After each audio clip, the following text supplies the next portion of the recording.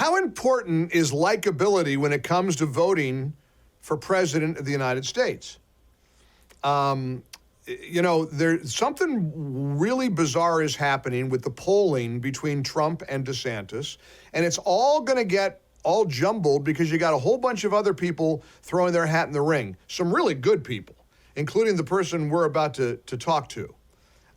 This country would be in splendid hands with President Larry Elder. We're going to talk to Larry in just a moment, but the likability factor is interesting because here's an article over at the Daily Caller about Larry's candidacy. Larry, of course, the well-known broadcaster for many, many years, the sage of South Central, the great Eldersky, one of the most accomplished broadcasters I know. And of course, he's right on policy after policy after policy. Frankly, he's sort of a dream candidate for people who participate in this show. Headline at the Daily Caller, I'm that guy. Larry Elder sees a path to the White House as the likable alternative to Donald Trump.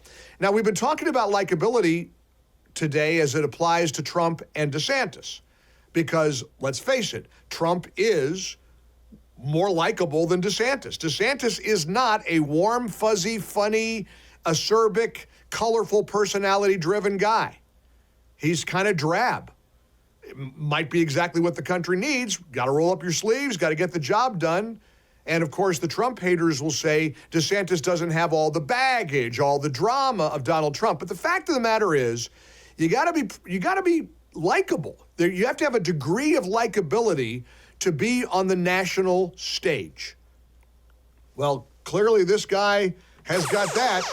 We can check that box. The one and only Larry Elder joining us on the Mike Gallagher Show. In fact, I played the wrong song here. Let me play the right song for you.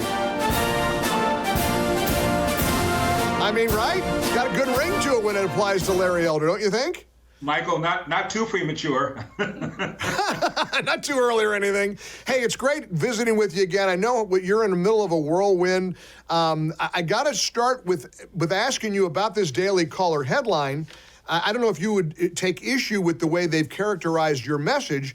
Larry Elder sees a path to the White House as the likable alternative to Donald Trump. The inevitable question then is, does that mean you don't think Donald Trump is likable? Well, regarding the headline, Michael, it's better than being called the blackface of white supremacy, so I'll take it. I'd like to ask your listeners, ask your viewers a simple question. Have you lost friends because of Donald Trump? Are you no longer talking to coworkers because of Donald Trump? Are you no longer talking to relatives because of Donald Trump? Well, that's the problem. This election is going to be won or lost with a couple of 100,000 people, so-called swing voters in a handful of states. And the problem with Donald Trump is Republicans are of two minds. There are those who love Donald Trump, and there are those who love what Donald Trump did as president, love his policies, love his America First policies, but feel for reasons that are sometimes, and maybe I think mostly, entirely unfair. There are people who would not vote for Donald Trump if he walked on water. They'd say he cannot swim.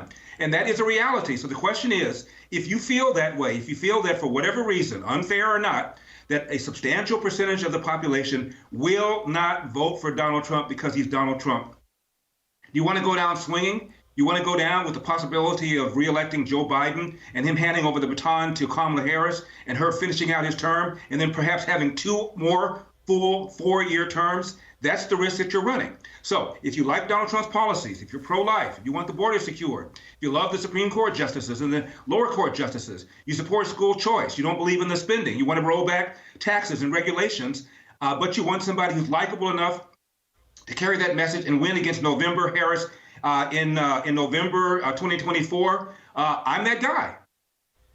You know, something is happening with these Trump poll numbers because the numbers keep climbing and climbing and climbing.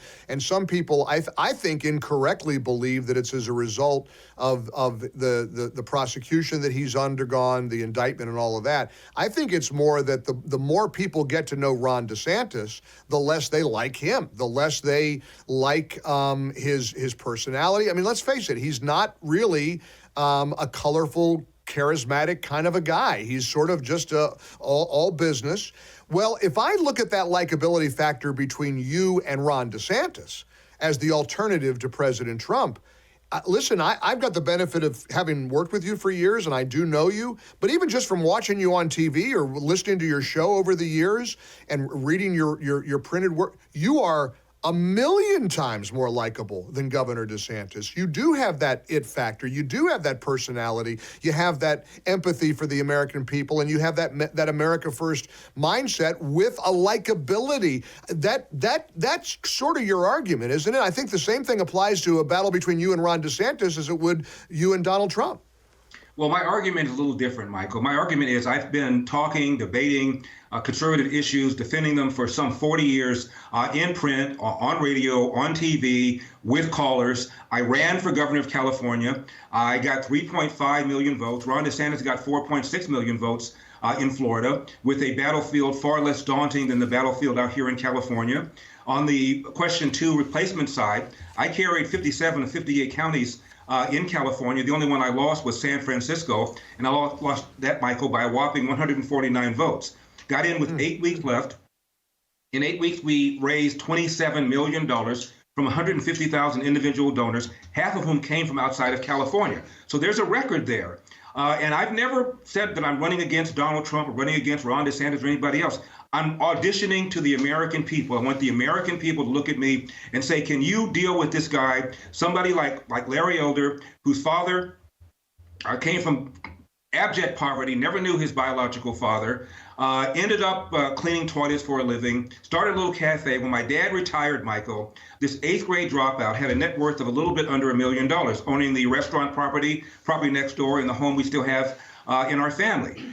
So that doesn't tell you what can happen in America. I don't know what can. The other thing I think I do, Michael, is I can refute this nonsense that America is systemically racist in a way more passionately, perhaps more authentically than anybody else can. And the other 10,000-pound elephant in the room that we don't talk enough about, our side does not talk enough about, Michael, is the epidemic of fatherlessness. 40% of all kids now come into the country, into the world without a father in the home married to the mother. 70% of black kids, half of Hispanic kids, 25% of white kids. What we've done with our welfare state is we've incentivized women to marry the government, and we've incentivized men to abandon their financial and moral responsibility. And we don't talk enough about that.